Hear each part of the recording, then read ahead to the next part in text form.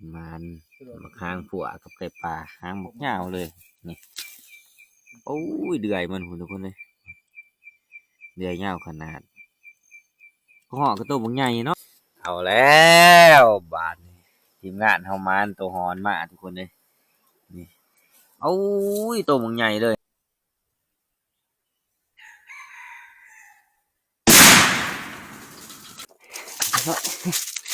นี่นี่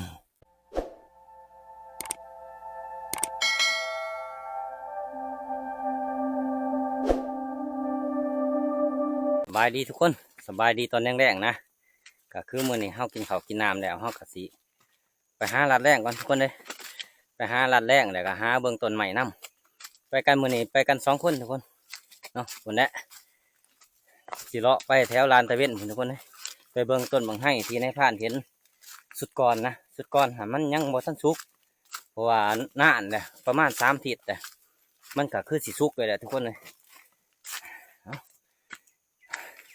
เพื่อสิย่างวิทย์จ่ายเซ่นี่โอ้ก็เมื่อยแท้เมื่อยว่าทุกคนเลยเพื่อเต้นเมื่อนี้ก็อากาศนี่ก็เป็นคือฝนสิตกเลยทุกคนคึมเนาะแต่ว่าเมื่อคืนนี่ตีหนาวแท้ๆหนาวหวานหนาวกอดเอิกก็ยังจนบ่อยู่เป้าโคตรหนาวเลยเมื่อคืน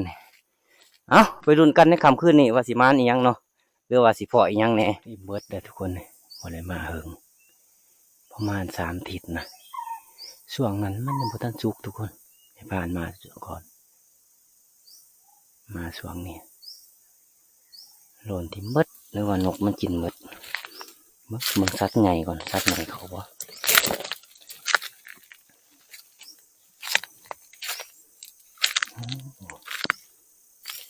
หมูเขาเลยทุกคนเวอเขาแต่หอยหมูเขาโอ้ได้ทั้งไก่ทั้งหมูเขาที่ได้แต่บางให้เบิดก่อน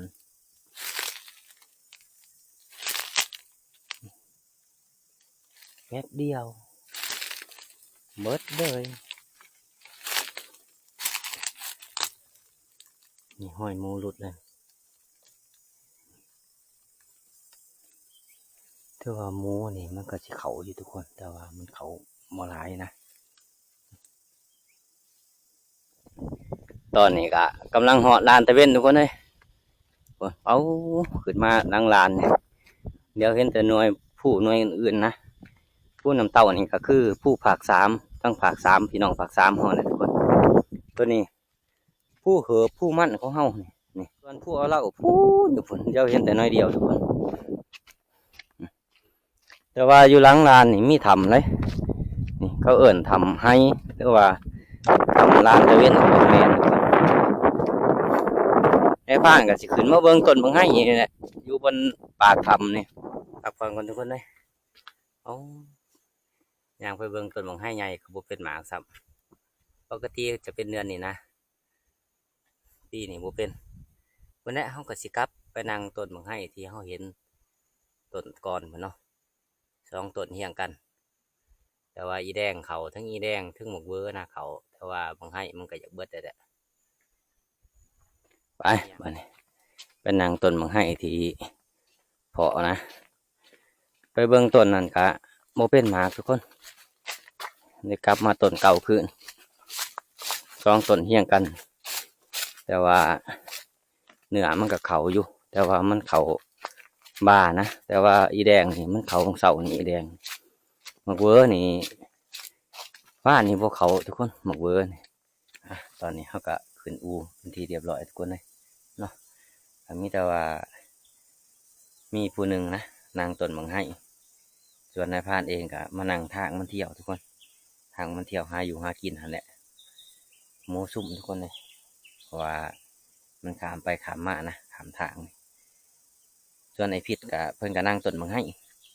นั่นแหละให้เพิ่นยิ่งไกลหรือว่ายิ่งหนุกไปนับนะเอารอลุ้นกันทุกคนว่าคำคืนนี้ว่ายังแน่สิเขามาหาในพานเนาะ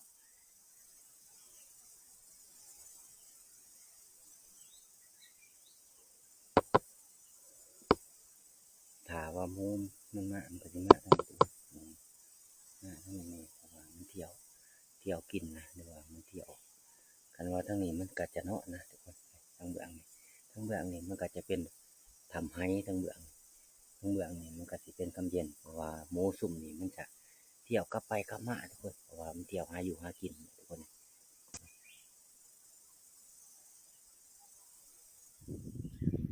ตอนนี้ก็ค่ำแห้งทุกคน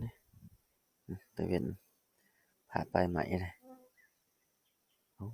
ล่มก็ล่มแต่เอาไว้ตอนนี้เขาก็ลงจากต้นไม้ทุกคนเลยหมดขั้นในมือไว้แต่ก็นึ่งมากกะเนื้อมันก็บกเขามากนะเพราะว่ามันเป็นทางผ่านมันสื่อเนาะคือต้นบางให้เขาก็ให้อ้ายเพิ่นนั่งเพิ่น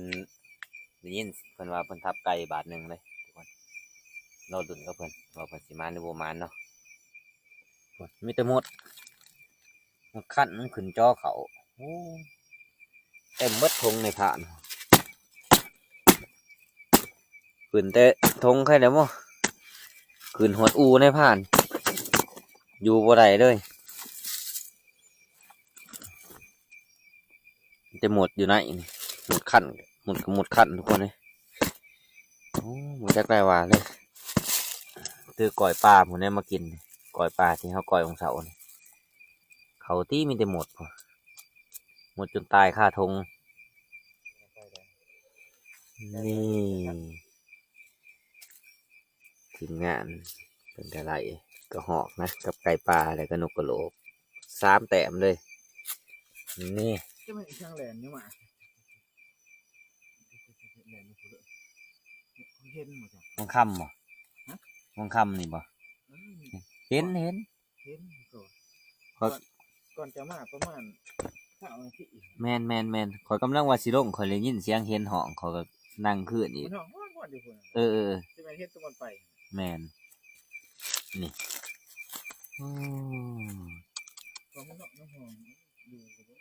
มันมาค้างผัวกับไก่ปลาค้างหมกเงาเลยนี่โอ้ยเดือยมันหุ่นทุกคนเลยเดือยเงาขนาดห่อก็ต้มบางใหญ่เนาะต้มแล้วก็มาก่อยคักเลยก็ห่อโอ้เจ้าก็มาเนาะมันเขามาจากโต๊ะก็ห่อตัวเดียวไก่กับตัวเดียวเพราะว่าจะยิ่งอีแดงหุ่นได้2 บาท2 บาทตอนแรกแมนตัวแรกวันนี้เลยติด2 บาทติดกันเนี่ยบ่นี่ก็ห่อมันบ่ตกโอ้เรียกว่านำพุ่นซะเรียกว่าตกเนี่ยยิ่ง2 บาทสอนโอ้ยขันนี้แดงหันดูเดียวกับจอดบ่มาทุกคนกินข้าวนำกันข้าวแรกนะกินข้าวแรกห้องกะสิไต่ตาเมื่อถามห้องพุ่นเนี่ยกับข้าวห้องก็เกือบหมดกินไปก่อนช่วงไซนี่หมดขั้นนี่มันบกล้าเขานี่มันมีสมมูลแดงนี่เนาะนี่มูลแดงนี่เขาเอาสมนี่เพราะว่าหมดขั้นตายอยู่ทั้งนอกเบิดขั้นมือเอินคันไหลสีลาบกินปลาตามเงาครับมองผิวมองน้ำสืบไปเนี่ยมันเนี่ยมอง2อยู่นะมอง4 เซนเนี่ยว่ากันจับเอาหันบ่ไรมันปึ๊ดไปเลยได้แค่มองหลังจากกินข้าวกินน้ำแล้วเขาก็สิเดินทางต่อวันนี้ทุกคนเลยวันนี้เขาก็สิไต่ตาเมื่อทับเขาฝนหาว่าพออีเห็นหรือว่าอีแดงเนาะเพราะว่าหน้านี่ฮะมีสิทธิ์พออีแดงร้ายเพราะว่ามันกินมะกอกบอหรือว่าบักไห้มักไหมทุกชนิดเนี่ยข้ามเปาะนะมีต้นมะกอกขวดกินเป็นมะม่วงหวดตอนนี้ก็มาห่อทับเขาเป็นทีเรียบร้อยทุกคนเลยมากับปีกนกกินเขาอีกก่อนที่หนึ่งหิวเขาตอนนั้นก็ตอนหัวค่ำก็กินเนี่ยทีหนึ่งย่างมาอีกท้องลงมาเนี่ยกินต่ออีกปีกนกก็บึกได้ใกล้แล้วก็ต่อป้างแล้วมันพักผ่อนกันทุกคนเลย มื้ออื่นเสาร์จังสิไปรัดเสาอีกเทื่อนึงโอ้ย่างมาเมื่อยแฮงอีหลีเจ็บเบิดแอวเพราะอากาศมันเย็นนะเอาแล้วบาดนี้ทีมงานเฮามานตัวหอนมาทุกคนเลยนี่เอ้ยตัวมันใหญ่เลยหอนตัวนี้นี่โอ้ยมันก็สิใส่กระดิ่งคือกันได้นี่กระดิ่งคือหมิ่นนี่แต่ว่ามันก็บ่ลังนะการคือกระดิ่งหมิ่นนี่มันจะลังกิ้งกิ้งกิ้งกิ้งตัวได้นี่โอ้ตัวใหญ่เด้อนี่นี่ผู้ที่หัวขาดเด้อเอง ขึ้นยาเลย นี่หยัง ขึ้นลง สิเอาโคบไป2บ่ มันยังยิ่งอ่ะ โอ้ยฮ้อนเท่านี้มันสิออกขาวๆเลยทุกคนเลยมันสิออกขาวๆเลยฮ้อนเท่านี้ บ่ได้ไปใช้แล้วมันบ่นั่น จะลบที่เนี่ยต้องพ่อว่าม้ามันเฮามันคืนเนาะ นี่ตีนมันนี่ตีนมันนี่เป็นลักษณะแบ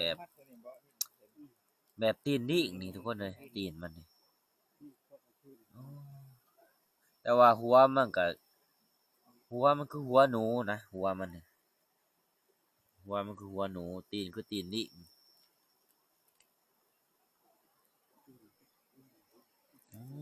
ทีมงานเฮามานมาแล้วบัดนี้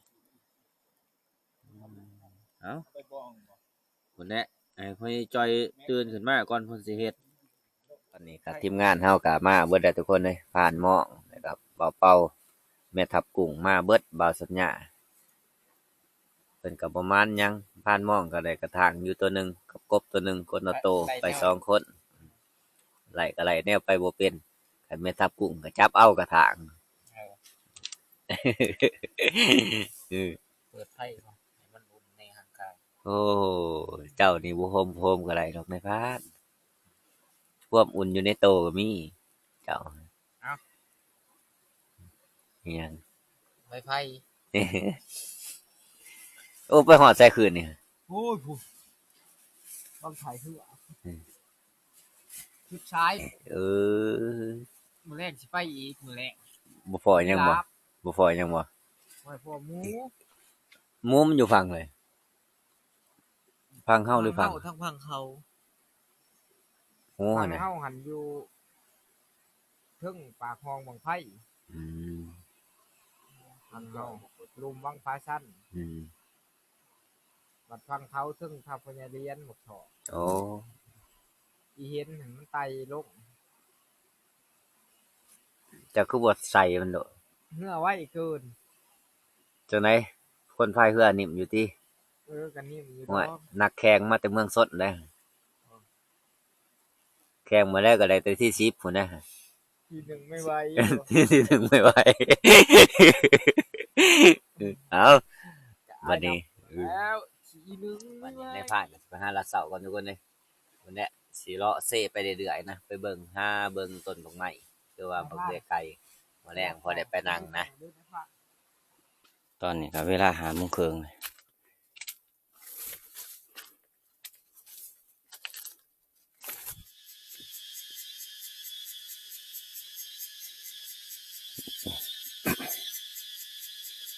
มือเขาก็สิเลาะตามห้องไปเรื่อยทุกคนห้องคำเย็นเพราะว่าหาว่ามาหลุดในห้องหรือว่า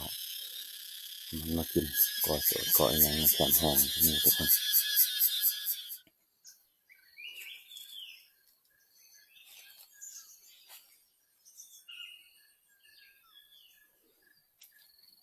มีแต่หอยหมูเล่นได้ขนาดทุกคนเลย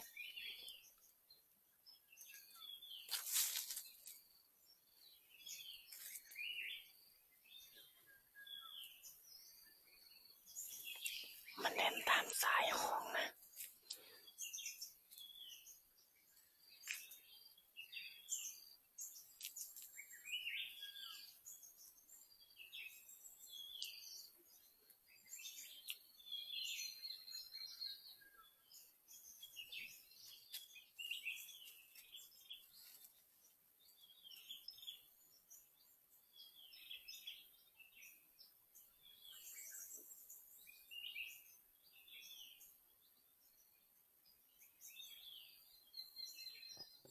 ใหม่ๆเลยทุกคนเลย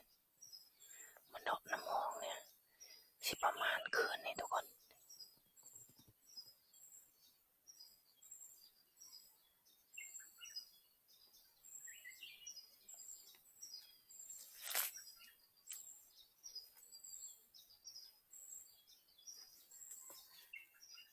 ตอนนี้เขาขึ้นนางรักมาก่อนทุกคนเพราะว่ามันลงเด็ดน้ำนะห้อยมันเที่ยวขึ้นเที่ยวลงเป้าสัมกับห้อยหัวห้อยควายในขอกเลยทุกคนเพราะว่าน้ำนี่มันกำลังสิบกนะทางมันขึ้นนี่ทางขึ้นทางลงทางนี้แต่ว่ามันเนาะน้ำหองมากห้อยหมูนี่สุดใจห้องเลยทุกคนเลยกบห้องอยู่ถ้ำทุกคนเลยมันห้องกับฝนนะกบเพราะว่า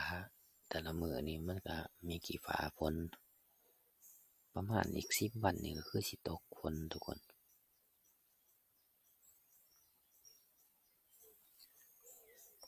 มันนี่เขานั่งเฮิงเติมนะเป็นสมุนะทุกคนมันคือสิบมาหรอกในผ่านก็สิเลาะห้องไปคือเก่าเลาะจนสุดสายเหมือนเนี่ยจังสิกลับนะสาเหตุที่เขาเลาะห้องเพราะว่าเขายางหรือว่าเขาอันนี้มันก็บ่ลังทุกคนหนึ่งมาหมูมันก็กินสายห้องนะนี่มันมาเด่นมุนมืดทุกคนเลยทางขึ้นทางลงมันนะแต่พี่เมนเบิดในผ่านก็สิเลาะไปห้องนี้เลยนะมีแต่หอยหมูเด่นหอยใหญ่หอยน้อยมีเบิดหมูนี่สิหมูแม่ลูกอ่อนทุกคนลูกนี่สิประมาณทอติบเข่านี่นะลูกเพราะหอยมันทอนี่ก่อยตอนนี้วังเสาร์นี่ทุกคนเลยนี่หมูไม่ต้องอ่อนนะมันเนี่ยแตกแตนหมดแล้วนะหอยไข่ก็ลายทุกคนหอยหมูก็ลายแต่ว่าห้องตัวนี้ในบ้านไม่เคยไปจากเถื่อเลยห้องตัวนี้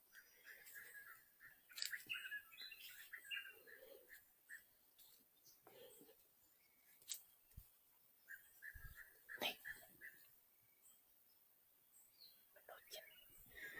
มันโดดกินตอนเสาร์ทุกคน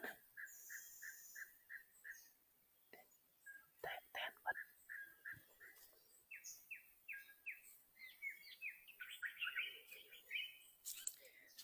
น้ำมันก็บ่ทันทุกคนเลยหมูมีลูกอ่อนนะไม่ยังกินไปทั้งเสาร์เลยน้ำบ่ทันตอนนี้ก็สวยเลยเวลา8 โมงปลายนะเอากระสิกลับทับก่อนมาเนี่ยทุกคนหาทีมงานเนาะไปดุนกับทีมงานอีกทีมงานทับกับบาง100 บาทเลยตอนเสาร์ประมาณ30 บาทมาแดกคิดว่าผ่านเที่ยงนะทับมาแดกเนี่ยในผ่านคิดว่าไก่ปลาทุกคนไก่ปลาเดี๋ยวในบ้านไก่ปลาเนี่ย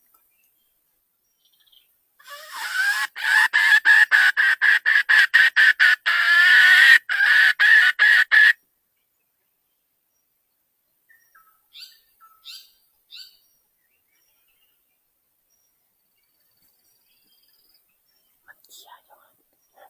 อยู่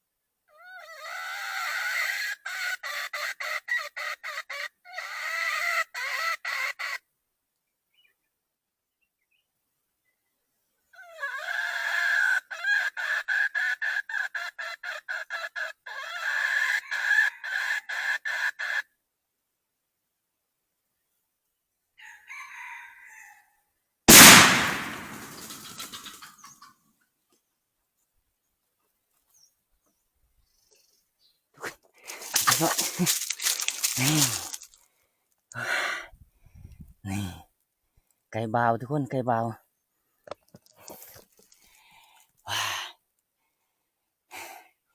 มานไก่ทุกคนไก่ขึ้นบาวนะเดือยประมาณโมเน่าหรอกทุกคนเดือยนี่เดือยประมาณนี้ทุกคนนี่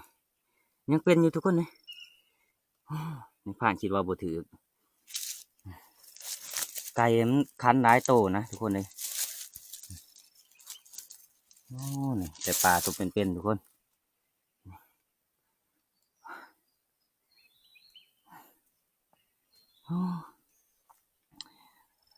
ตัวหนึ่งมันบินขามไปพุ่นเลย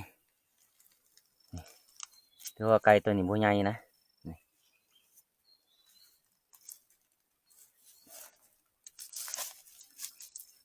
ี่เดือยมันกำลังน้อยๆหนึ่งไปบ้านนี้กลับถับเฮาว่าสิบุยิ่งมันอดบ่ไหลไก่มันลายทั้งกระหอกทั้งไก่โอ้เป็นหมูเลยกระหอกกับพ่อ4-5 โตของกระหอกแต่บุยิ่งถือเมื่อแนวนี้เลยไปแข่งกันก็บอสัญญาเพิ่นไปต่อไก่แต่เสาแต่ว่าบ้านนี่เพิ่นก็ไหลตัวหนึ่งเนาะมื้อนี้บ่ฮู้ว่าเพิ่นสิไหลหรือบ่ไหลเนาะแต่ว่าทางเพิ่นไปไก่มันหลายเด้ทุกคนทีมงานเฮาก็คือสิทยอยกันมาเบิดแหละมานไข่ตีได้ยินเสียงกระบัง3-4 บาทคนได้ทุกคนเลยโอ้โหว่าสิเป็นกระบังทีมงานเฮาบ่หรือว่าทีมงานอื่นเนาะสอบนิดบ่สอบหนึ่งบ่เต็ม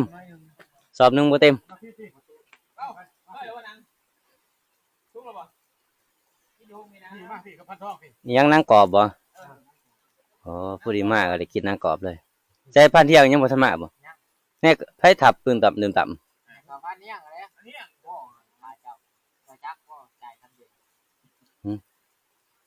สิมาเว้านะว่าจ่ายคำเย็นมาแต่คำเย็นคนมาแต่คำเย็นยังว่าจ่ายคำเย็นนี่เสียงทั้งไว้ทั้งลังท่านหมอยังกับบ่เห็นอยู่ล้อต้นให้บ่ได้สังเกตเบิ่งหมากมันโอ้ยหมากรุนทีมงานเฮาคือสิหิวเขาวแห้งปรับกายบ่หิวสั้นๆเด่นแน่แม่ทับกุ้งกันเรียกบ่ได้ไม่บ่ลมเดี๋ยวกินแต่ข้าวเบิดช่องติบเลยแนวนั้นบ่อ๋อว่าเช้านี่ก็นอนโคตรได้หินกว่าแม่ทับกุ้งไปใช้กว่าแนวนั้นบ่โอ้เอ้ากินข้าวแล้วก็ไปไหม้อีกมาห่อทับแล้วเฮาก็สิลกคนไก่ไว้ก่อนทุกคนเด้ลกคนแล้วก็ปิ้งไว้นะปิ้งแห้งไว้เนาะ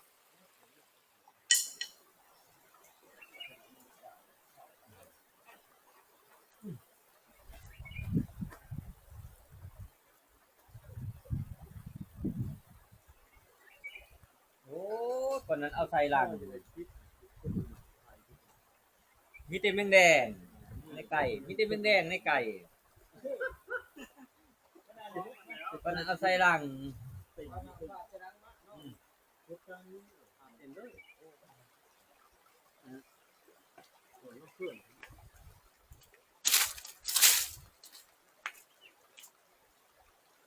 ดี๋ยวน้องพี่นึงเองเนาะ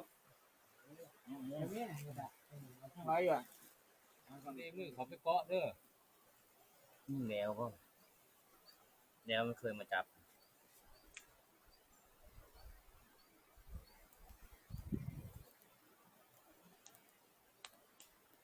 แจงเนาะเกาะเนาะแจงต้องให้ตัวเขาเว้าหามันกินเบิดแล้วฟ้านกับเขาไก่กับท้องของอีแดงมองอยู่นี่อีแดงขึ้นโอ้ย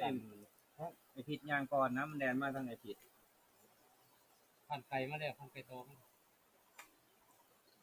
โอ้ยอะไรมาอีแล้วนี่เขาเบิ่งเสียงไว้ทั้งหลังตัวดวนบ่ได้โอ้ยเจ้าอยู่ครับทุกหัวบ่ได้ไก่นี่ไก่เฮายิงมาเมื่อคืนนี่อันนี้ก็กบไปปิ้งไว้ตื่นโอ้เพื่อเมื่ออันนี้ก็เรียกว่า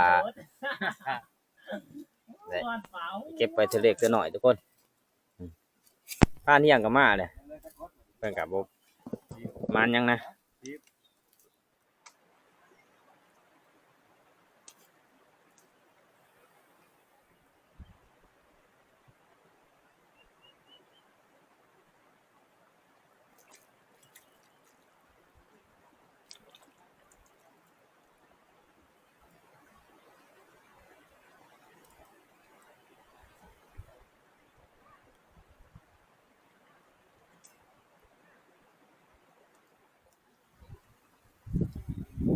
ตัวนี้เฮาก็สิปีกนะให้มันแห้งๆก็ให้อ้ายเพิ่นเอามากินทุกคนเลย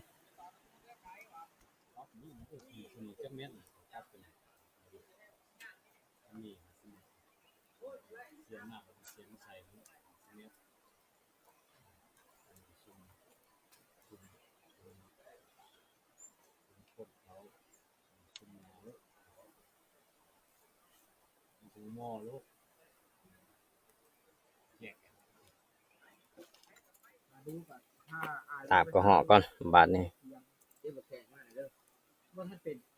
โอ้ยมันนี่ต้นที่มันเป็น ดาบทันสมัยเลยนี่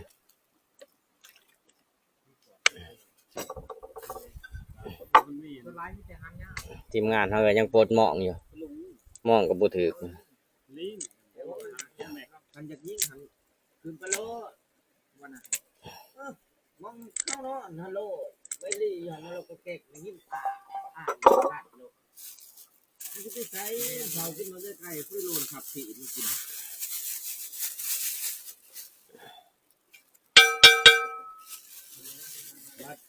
บัดเพิ่นพางกินแต่เพิ่นบ่ได้เบิ่งเฮาเขานั่งกินแป้นมันลี่จะได้จะนึงก็เห็นบ่ถ้าว่าเฮาบ่ที่น่ะมันบ่ฮู้มันนั่งอยู่ต้นมือเล่นก็อยู่แต่สิตัวน่ะก็มันก็แนมเฉยมันมอน่ะมาว่านั่งกินเบิ่งนั่งกินจนมันอิ่มนี่โนวายก็ฮอกนี่ก็ต้นนึงก็ฮอกนี่แม่น มาเด้ยังก็เบิ่งมันครบไว้แล่นลงมาอ๋อมันพังน่ะพังได้พังกระเจ้า ถือแม่คานหม้องอีหมีขาวฮะหาว่ามันเขาสโลกับเจ้า มันทางดังหันผู้ที่ขับเบิดจ่ายตัวน่ะโอ้ทางเป็นหึ่นหมูหันหมูชุบมันลงในว่างส่วนผักลุมปลาขนาดปลาห้องมาไข่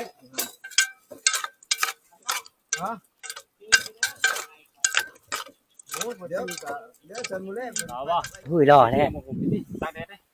เบิ่งกันอีหยังเดี๋ยวบอกสัญญานี่ จำป้า จำป้าบ่นี่ ป้าได้จำป้า จำป้าบ่ ยังบ่ทันจ ยังบ่ทันจำบ่นี่ ำคันป้าคือ คันป้าบ่โอ้นี่แหละ ที่เฮาก้อยไปเมื่อวานนี่หั่นอันนั้นถ้าหมดคันเพิ่นสิเข้าไปจอไปเจอหมูแดงอยู่ในหั่นว่าก็เต็มอยู่นอกทุ่งยางที่บ่หานี่เข้าไปซ้ำ เอ้า ย่างอันนี้คือผูกไหววะ เขาเสียไป เสียไปบ่ ในกระสอบ เสื่องเจ้า ผูกไว้ยันจะจก ผมมือไรมาขึ้นเขา บ่สัญญาเพิ่นก็กำลังกินข้าวทุกคนนะ นี่กวางกด เพิ่นก้อยป้านะบ้านเพิ่นเอิ้นจำเนาะส่วนบ้านเฮาเอิ้นก้อยนะคันเฮาบางคนก็เอิ้นก้อยเอาแบบผักมาพันหรือว่าเส้นเพ้อเส้นนมจีน เอากระปั่นมันเอาหินเอาแบบจะได้มันขัดบ่ ไก่หันบ่เข้าของเสา ตอนในแป้น บ่เข้าไปของเสาปูจะเป็นไก่ สาวในไหน ในห้อง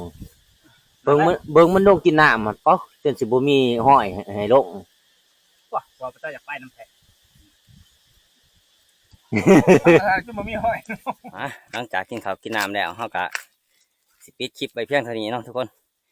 รอติดตามคลิปวิดีโอหน้านะก่อนอื่นก็ขอบใจทุกคนที่เข้ามารับชมในผ่านตั้งแต่ต้นจนจบเนาะเอาขอบใจหลายๆวิดีโอหน้าก็คือเฮาสิพาทีมงานไปนั่งน้องน้ำนะพกไก่ทุกคน